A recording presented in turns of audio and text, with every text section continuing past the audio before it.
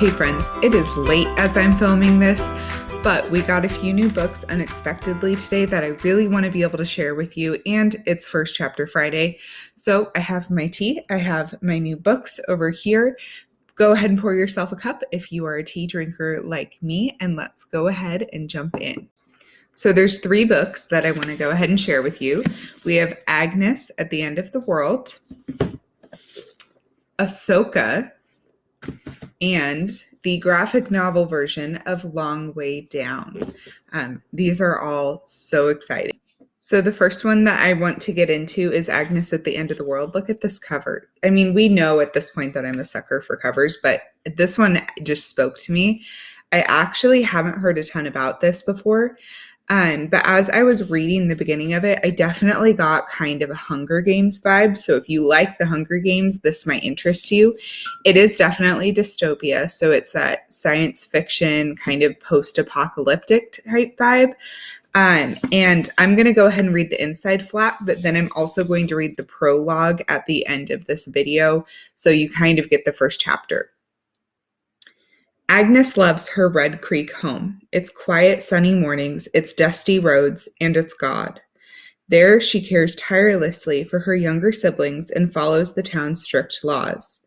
What she doesn't know is that Red Creek is a cult controlled by a madman who calls himself a prophet. Then Agnes meets Danny, an outsider boy, and begins to question what is and isn't a sin. Her brother Ezekiel will die without the insulin she smuggles in once a month, even though medicine is forbidden. Is she a sinner for saving him? Is her sister Beth a sinner for yearning for the world beyond Red Creek? As the prophet grows more dangerous, Agnes realizes she must escape with Ezekiel and leave everyone else, including Beth, behind. But it isn't safe outside either. A viral pandemic is burning through the population at a terrifying rate. As Agnes ventures forth, she forms a mysterious connection with the virus.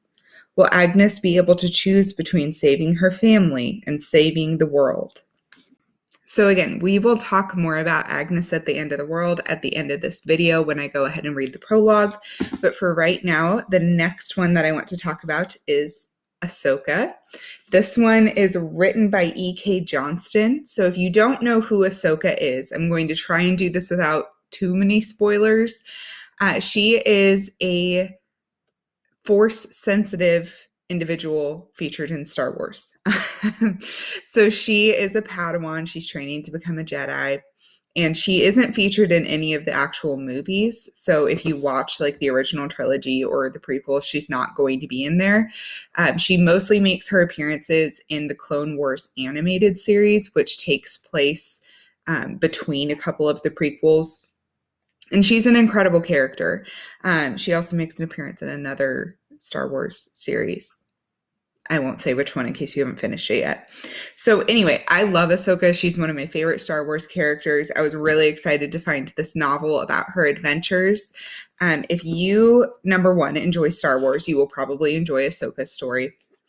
But number 2, if you like strong female protagonists who are going on adventures and doing exciting things, and there's lots of action, and it's just, really packed with things quite different from a lot of the stories that we tend to see female characters featured in, Ahsoka is your girl. She is absolutely amazing. She's sassy, she's smart, she has attitude, she's super brave. She's the first one in a fight, and she is just a phenomenal character. So this novel is a really exciting addition to our classroom library. So the last book we're going to talk about is the graphic novel version of Long Way Down. So the story is by Jason Reynolds. The illustrations are by Danica Novgorodoff. So what's really wonderful about this is the original Long Way Down book was written in verse. So it kind of looks like a poem.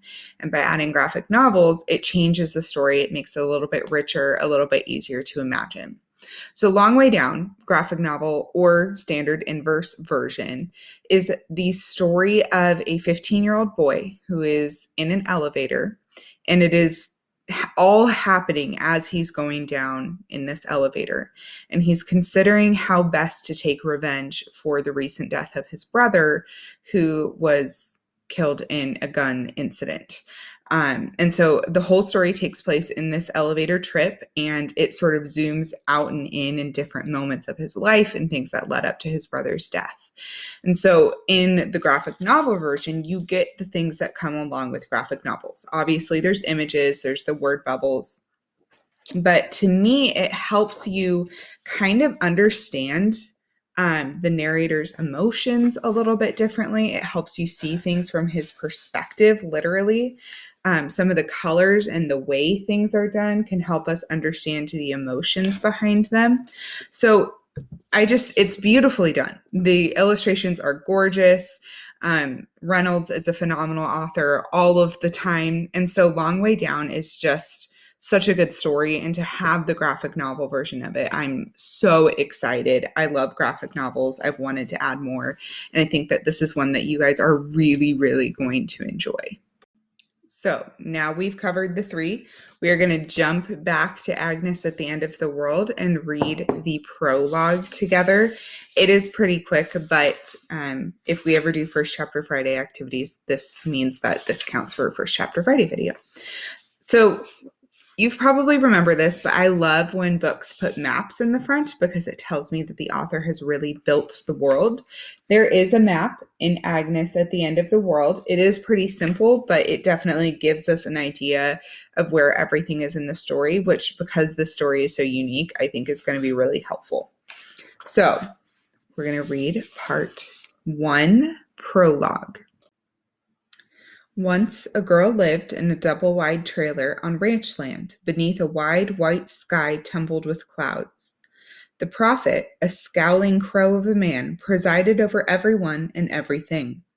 When the girl wasn't busy praying or doing chores, she'd spin in the meadow dancing with bees and dandelions until Father called her name from the porch. Agnes, back in the house. Run.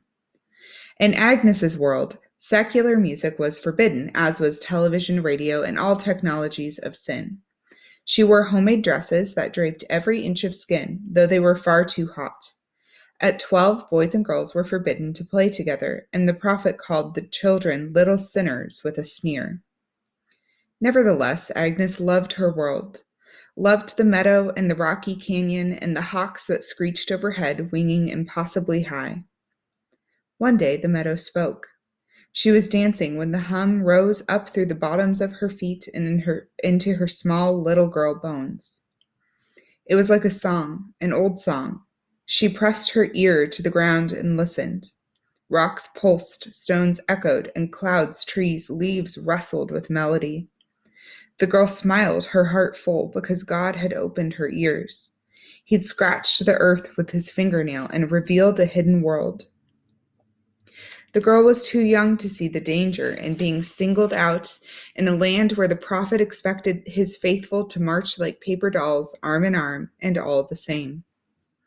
Perfect obedience produces perfect faith. In Sunday school, Mrs. King asked the children if they remembered to pray. I don't need to pray, said Agnes, because God is singing everywhere all the time.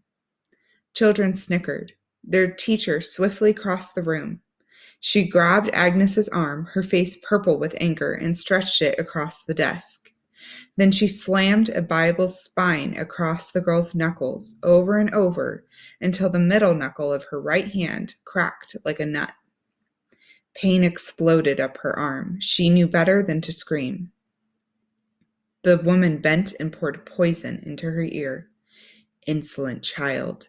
Only the prophet hears the voice of God. Lie again, and I'll show you real pain.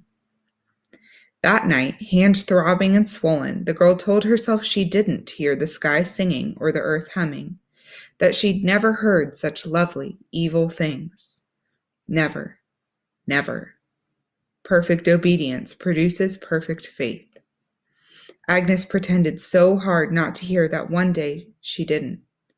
The world went silent, all songs snuffed out like candle flame. When she returned, hesitant and barefoot, to the bee-spun meadow, she heard nothing. Nothing at all. If you want to find out what happens to Agnes, you know what to do. Send me an email. I will get this book to you.